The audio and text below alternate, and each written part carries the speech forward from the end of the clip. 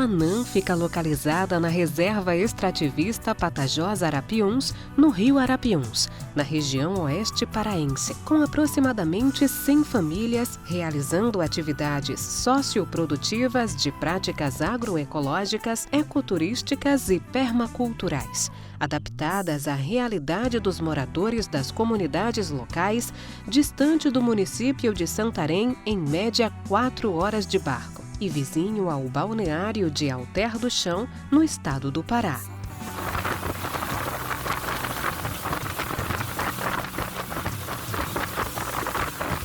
A comunidade de Anã é uma comunidade que tem sido retratada, uma comunidade de referência dentro da Resex Tapajós Arapiuns, uma reserva extrativista, e essa comunidade, ela nos passou, como sendo uma comunidade aberta a poder se desenvolver uma pesquisa, ação participativa, como é o foco dessa pesquisa que nós estamos desenvolvendo, os desafios da bioeconomia ecológica circular, justamente nessa comunidade, porque a gente quer trabalhar com e não sobre as pessoas, E dentro dessa proposta, a Vila de Anã, ela traz já algumas cadeias socioprodutivas, e esse termo também está sendo adotado dentro dessa pesquisa, Eram cadeias onde os comunitários, tanto aqueles que a gente identificou como cadeias tradicionais, que está ali vinculado diretamente à pesca artesanal, à produção familiar, mas outras cadeias que foram surgindo e que não foi por nós. Nós já entramos na comunidade cientes que era uma comunidade diferenciada.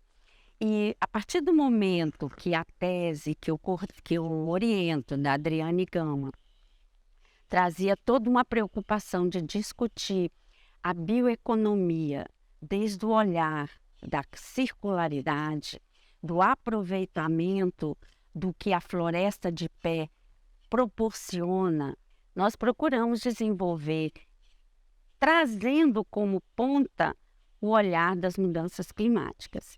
Porque, como esse projeto Climate U visa que a universidade se mostre, assuma o seu papel nesse processo de conscientização, que todos nós somos corresponsáveis por manter, não só a floresta de pé, no caso específico do locus onde nós estamos atuando, mas a própria sobrevivência da vida na Terra.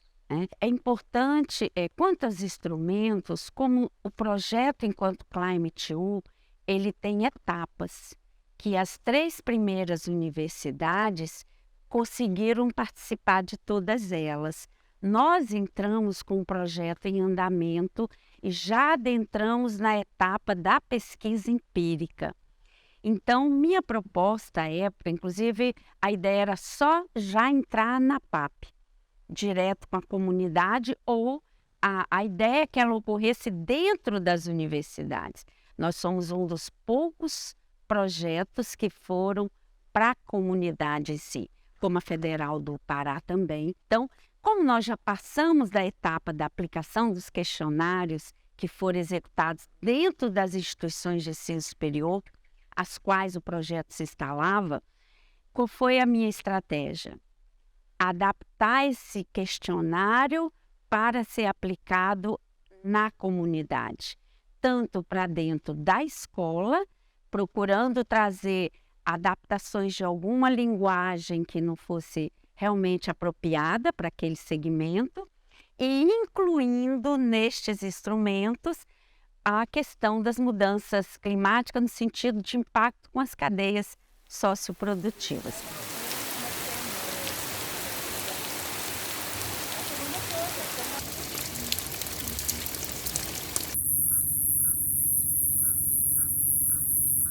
Existem alguns momentos assim que eu considero que foram fundamentais para ter uma avaliação do projeto. O primeiro é o momento da gente poder fazer o lançamento do projeto na própria comunidade. Isso foi muito importante. E aqui nós temos uma palavra que é chamada stakeholders, que são os parceiros.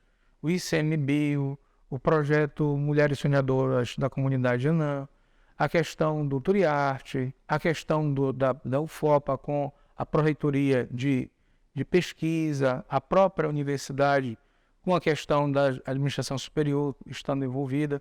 Então, essa participação, desde o início, e a participação, logicamente, do Instituto Chico Mendes de Biodiversidade e Conservação, que foi também, o ICMBio, um parceiro, digamos assim, de todas as horas.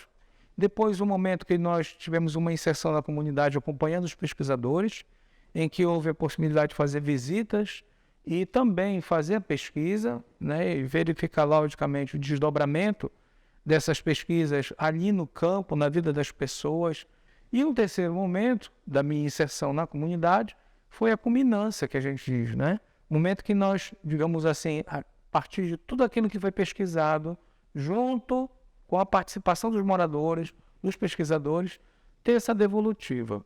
Mas essa pesquisa ela teve um diferencial, que além de você estar envolvido com a comunidade, a própria comunidade, as próprias pessoas, elas são os participantes da pesquisa e elas realmente conseguem ter esse papel. Foi um trabalho de pesquisa, que está sendo também um trabalho de pesquisa com muitos pontos positivos, com muitos avanços e com uma repercussão enorme, tanto para a comunidade local, quanto também para a própria universidade, porque a universidade ela teve um momento de também se reeducar com relação ao papel e à postura e à atitude do pesquisador. O instrumento gerador dos mapas afetivos, ele é um instrumento quanti-qualitativo. Ele pode ser utilizado no tocante a identificar a estima de lugar ou, na parte qualitativa, ele produz os mapas afetivos. Para o recorte desse estudo, utilizamos apenas a análise quantitativa, que é acessada através de uma escala Likert, com 41 afirmações, onde os participantes estarão ali identificando as afirmações que mais se aproximam aos sentimentos e às suas vivências e percepções em relação à comunidade. O IGMA ele foi aplicado entre os meses de agosto e outubro de 2022. A aplicação foi coletiva, em torno de 5 grupos, com média de 5 a 7 participantes. Nós realizamos a aplicação em 28 lideranças, todas elas pertencentes às cadeias produtivas, tanto inovadoras quanto tradicionais. E tivemos acesso às percepções, experiências e sentimentos das pessoas em relação ao seu território. Todas as 28 respostas, todas as 28 análises relacionadas aos participantes identificaram estimas potencializadoras de afeto, que significa que essas pessoas estão inclinadas a realizar proteção ambiental, estarem aí se organizando coletivamente para proteger esse ambiente e para traçar metas, que envolvam aí todos esses elementos que definem as questões climáticas. Então, a intenção de aplicação do IGMA, neste caso aqui, foi mais um recurso para que a gente pudesse confirmar o quanto que essas pessoas estão inclinadas, enquanto comunidade, a proteger esses elementos, a estarem traçando estratégias ambientais para a proteção do meio ambiente e, consequentemente, a proteção de sua comunidade, da sua história, em função de que os mapas afetivos, tanto os mapas quanto a escala de estima ao lugar, ela estará acessando esses sentimentos, percepções e entendimentos e o quanto que as pessoas estão organizadas para estarem protegendo esse ambiente e o quanto que elas estão vinculadas a esse ambiente.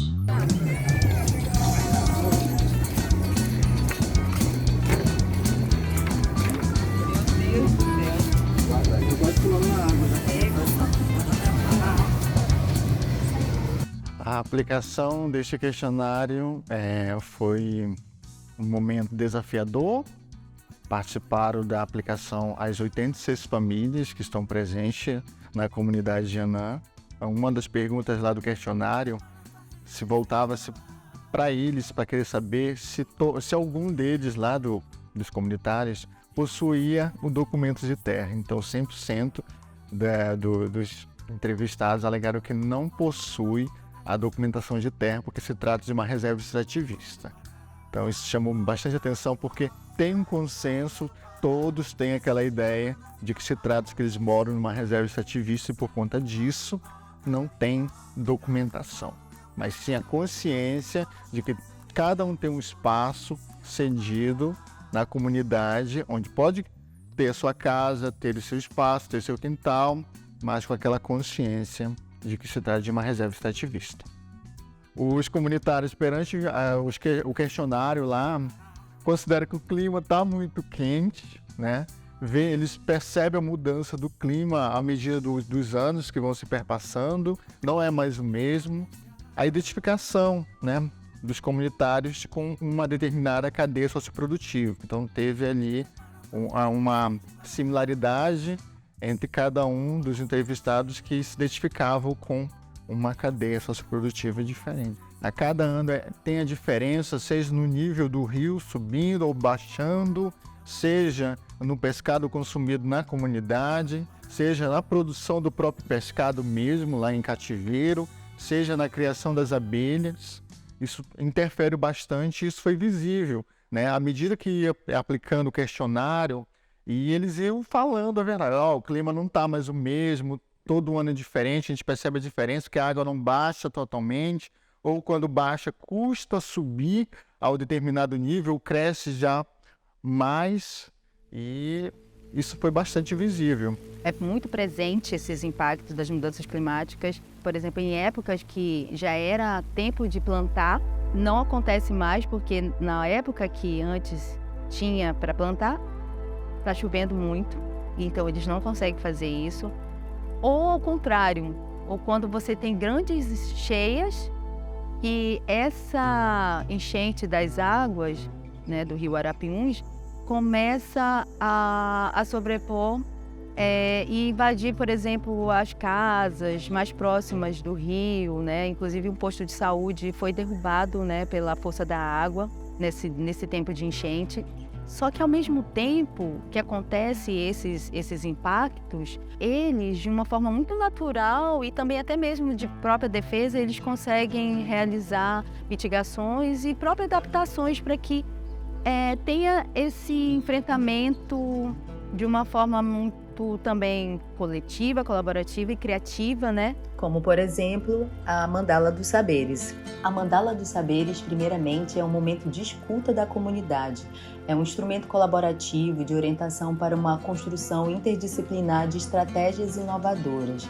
Assim, trata-se de uma proposta pedagógica de articulação de conhecimentos, sendo que neste projeto vinculado à minha tese doutoral, ela compreende informações de saberes tradicionais entre a comunidade, escola e as cadeias socioprodutivas, a fim de encontrar soluções a partir de boas práticas de uma bioeconomia ecológica circular que contribua com a autonomia comunitária e o equilíbrio dos territórios de florestas e rios na Amazônia. Então, essa metodologia, sob uma perspectiva de Paulo Freire, ela tem a finalidade de apresentar um mapeamento das relações existentes na comunidade, representada por 5 círculos dialógicos e norteadores que abordam sujeito, território, desafios e estratégias de ideias e práticas que primam por desenvolver uma economia significativa de cuidados sociais e com infraestruturas que mantenham a floresta em pé, corroborando ainda com a mitigação e adaptação frente aos impactos das mudanças climáticas. E onde eles conseguem pensar em outras propostas para resolver essas situações, né? As atividades de cadeias socioprodutivas, ela tem uma importância muito significativa para áreas como unidades de conservação, como a Resex Tapajós Arapiuns, porque através dela é que se possa garantir algum sustento, uma geração de renda, uma renda familiar, né, para as comunidades. Apesar de que existe já um avanço de outros tipos de geração de renda, mas as cadeias socioprodutivas, elas ainda ganham um destaque muito relevante, né, pela maioria dos comunitários, porque você tem desde, por exemplo, cadeias socioprodutivas tradicionais, como a pesca artesanal e a agricultura familiar. Os comunitários começam a pensar em novas cadeias, que a gente chama, inclusive, de cadeias inovadoras, consideradas inovadoras, como turismo de base comunitária, a piscicultura, a meliponicultura, que é a criação de abelhas sem ferrão, também uma mais recente, que é o artesanato em madeira. Nós vimos coletar algumas narrativas de alguns moradores, né, para conhecer os principais impactos, os principais principais mudanças que eles observam aqui na região. Bom, então, como parte aí da iniciação científica, nosso objetivo geral foi justamente saber essas alterações, conhecer os impactos ambientais das mudanças climáticas aqui na região através dessas iniciativas dos moradores. Então, nós utilizamos um estudo qualitativo, utiliza a narrativa para a produção dos dados, posterior análise do conteúdo. Então, foram coletadas 6 narrativas, 2 idosos e 4 jovens, que fazem parte também do projeto Climate Change. Então, o jovem diz: eu percebo várias mudanças, tanto no clima quanto na natureza. A água já desceu no tempo certo, mas subiu no tempo errado. O comportamento dos animais, a florada das árvores, a quantidade e o tamanho dos frutos. Ele percebe o fruto, não se desenvolve, cai logo. Participando assim, ativamente da comunidade, ele diz que pretende levar esse conhecimento que ele adquiriu com o Climate Change, que ele aprende todo dia, levar para outros jovens. A segunda narrativa que a gente tirou o fragmento, a senhora diz assim: as mudanças climáticas são vistas e sentidas por todas as pessoas, já que fomos nós que desmatamos e que tiramos as árvores, então que sejamos nós também responsáveis para recuperar isso tudo, né? A próxima narrativa, fragmento, diz assim: as mudanças climáticas não trazem prejuízos só para mim, para a minha comunidade. A gente não está colhendo o que a gente plantou. Ela chama isso de injustiça. Então, a gente vê que a importância de ouvir os moradores que vivem e convivem aqui na comunidade, tá? Para saber de fato o que está acontecendo. Nós pegamos a criação de peixe, nós as mulheres, no fim de 2004. Janeiro de 2005, vieram os primeiros alevinos para as musas, porque a formação e aí o início da atividade foi em 2000, quando eu cheguei. Foi com a comunidade. O nosso rio Arapiuns, eu digo que são as praias mais lindas desta região. Não conheço as outras, mas é minha praia, eu digo que a minha é a mais linda. E aí ela tem essa beleza, a água bem transparente. Por conta dessa beleza da praia, tem pouco alimento para os peixes no fundo, para eles se multiplicarem, para eles viverem. Então, a fartura de peixe no rio Arapiuns se dá pela arribação, quando eles vão para a reprodução. Chegou o momento de nós conhecermos um pouco de nós mesmos. Como assim? A comunidade, ela tem 6 cadeias socioprodutivas, sendo 4 são consideradas inovadoras: a piscicultura, a meliponicultura, turismo de base comunitária e artes. E temos 2 que já são tradicionais: agricultura familiar e pesca artesanal. Então nós temos aqui 4 bolsistas, sendo que cada um deles ficou responsável de fazer a pesquisa em uma cadeia, certo? Eles vão falar, mas eu disse assim: que tal a gente mostrar? Por isso eles estão montando aqui, olha, o que um meliponicultor faz, como é que ele trabalha, quais são os instrumentos que ele trabalha.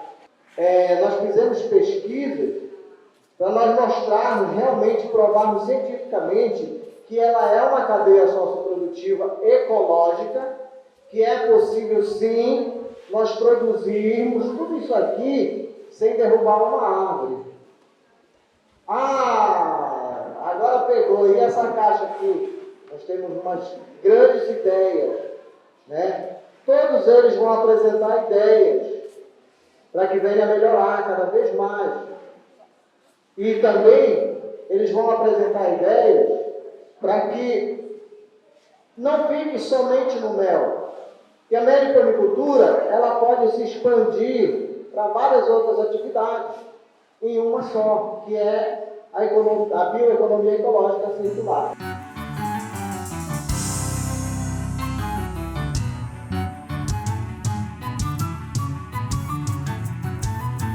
Na piscicultura, os materiais mais utilizados são esses aqui que a gente pode ver.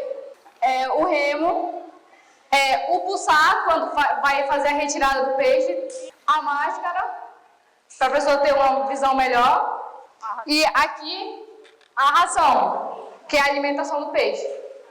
A piscicultura de Anã, ela começou em 1999, 2000, quando uma assistência técnica nacional de cacau doou para 17 comunidades ribeirinhas a ideia do projeto, que é a criação de peixes em tanque-rede.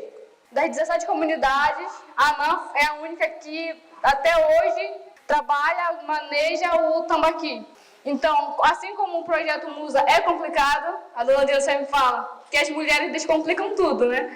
Que começou com as mulheres e a piscicultura era vista por elas como uma fonte de renda, que ia gerar uma alimentação de qualidade. Começou com 1.000 alevinos, hoje 20, 30 mil naquele lago ali. Mas eu olho para trás e vejo o que a gente tem agora. Eles têm uma fábrica imensa. A gente foi em Mato Grosso buscar a máquina que vai fazer a ração, porque aquela ração que estava ali, ela é muito cara. As musas conseguiram a máquina, conseguiram a fábrica, só falta instalar para fazer, porque, então, vendo uma fábrica aqui, utilizando esses insumos, é claro que vai ser preciso comprar alguns, mas as piscicultoras daqui, as musas, elas já conseguiram fazer a ração. Aqui tem a macaxeira, que vai ser utilizada, a seringa, o milho e o feijão. O milho e o feijão, a seringa, a macaxeira, ela já faz parte, já vem dentro do projeto FAMTU. A gente estudou a cadeia da piscicultura e como a gente poderia, pelo projeto da UFOPA, do FAMTU, trazer um resultado para isso. Então a gente pensou num roçado planejado. A gente fazendo um roçado planejado com as pessoas plantando aquilo, a gente pode comprar dessas pessoas que plantam, a gente mesmo pode comprar. A piscicultura é isso, é alimento.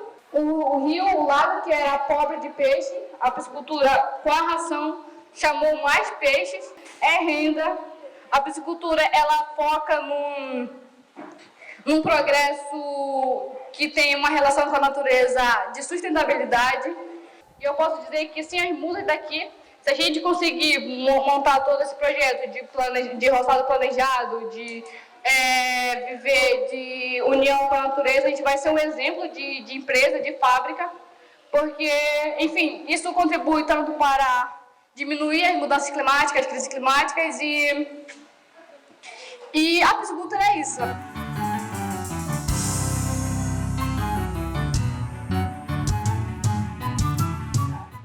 Eu vou fazer aqui uma apresentação sobre o turismo de base comunitária.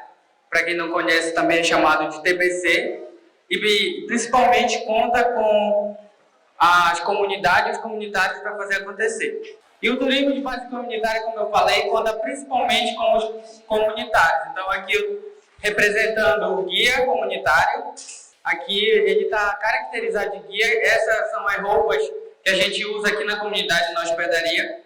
E aqui atrás a gente tem todo o que a gente oferece como roteiro, que é a meliponicultura, a piscicultura, trilhas ecológicas, cardápio regional, rodas de conversa, passeio na comunidade e a piracaia.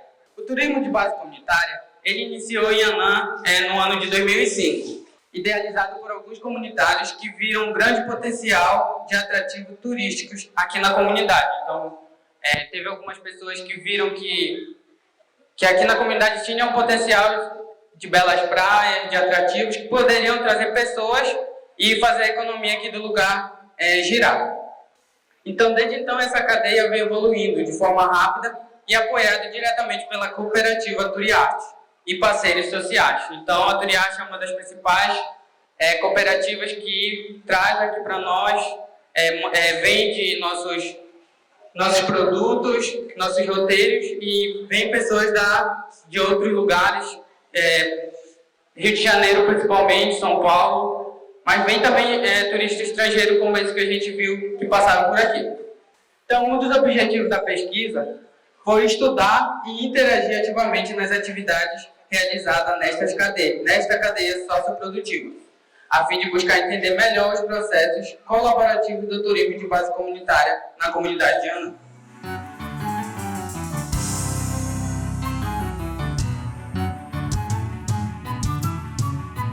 A meliponicultura, ela é hoje uma atividade regulamentada e legalizada e estimulada por diversos órgãos ambientais do Brasil. Tá, mas o que a meliponicultura tem a ver com o meio ambiente?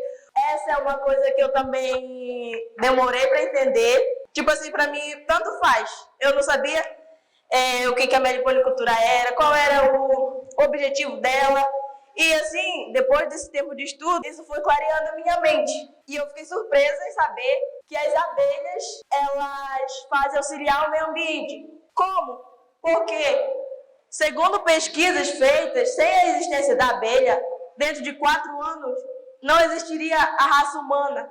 O trabalho delas é fazer a produção do mel. Sem a existência da abelha, a floresta, daqui a um tempo, não tínhamos mais animais, não tínhamos mais o verde. Devido às mudanças climáticas, que é o nosso tema, a bioeconomia ecológica circular, isso vem prejudicando com o trabalho das abelhas, vem prejudicando com que elas possam produzir o mel. A natureza não precisa ser desmatada para fazer a criação. Tem outra forma, tem forma de não desmatar, não derrubar árvore. Aqui, como vocês estão vendo, elas estão mantidas em caixas. E é onde é que elas fazem o seu trabalho. As abelhas produzem, mas para que serve o mel? Tem muita gente assim que nem dá importância para isso. Mas o mel, ele serve para muita coisa. Assim como a abelha também. O mel hoje aqui na comunidade, ele é muito procurado por pessoas de fora, gera fonte de renda para as pessoas que trabalham com mel.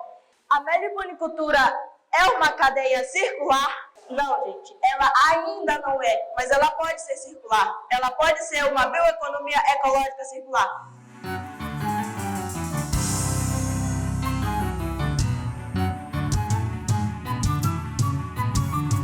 Quando eu fui chamada para participar do projeto Climate U, eu não estava identificando muito que a cadeia que eu estava trabalhando se encaixava em um conceito chamado bioeconomia ecológica circular.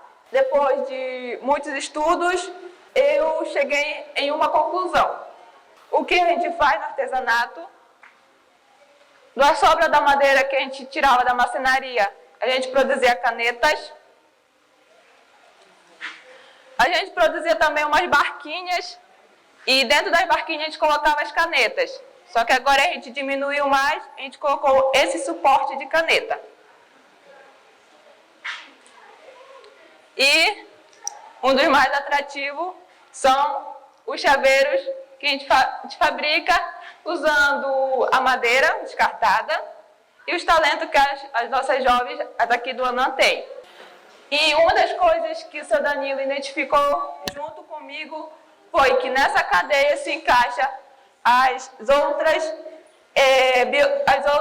cadeias socioeconômicas, sendo que no chaveiro a gente desenha a abelhinha, representando a meliponicultura, o peixe representando a piscicultura, também a gente desenha em telas, paisagens de Anã, representando o turismo comunitário, e em um dos chaveiros também a gente desenha a mandioca, representando a agricultura familiar. Com o trabalho desenvolvido, a cadeia socioprodutiva do artesanato em madeira de Anã passa por diferentes fases. Primeiro, a gente não desmata a floresta para fazer esse trabalho, então a gente reaproveita as árvores caídas ou árvores roçadas tiradas do roçado. Com elas, o Danilo faz móveis. Do restante da madeira que é tirada dos móveis, a gente faz chaveiro, barquinha, caneta. Do restante que ainda sobra do artesanato, a gente faz adubo para aquelas que ainda tem para colocar o adubo orgânico, ou a gente queima esses pedacinhos de madeira para obter a cinza. O seu Danilo também explicou que a cinza é muito rica em potássio, que esse potássio é muito importante para as plantas frutíferas. Então, depois de a gente fazer toda essa análise e esse estudo, nós chegamos a uma conclusão de que a única cadeia socioprodutiva de Anã, que é o artesanato em madeira, pode se confirmar que ela é uma bioeconomia ecológica circular. Anã, a gente já vem com essa história de um encantado, né? O Moanã, que é um encantado, é um defensor da natureza, uma entidade de proteção à natureza. Por ele ser um ser encantado, ele nos encanta. Debaixo dessa floresta imensa que tem lá, dessa diversidade, dessas belezas naturais, é o reconhecimento do povo que está lá. São guardiões da floresta, são protetores da floresta que se preocupam com o bem-estar dessa comunidade e se preocupam também com um futuro melhor. Anã é essa inspiração, é esse encanto que a gente traz da floresta para os outros espaços.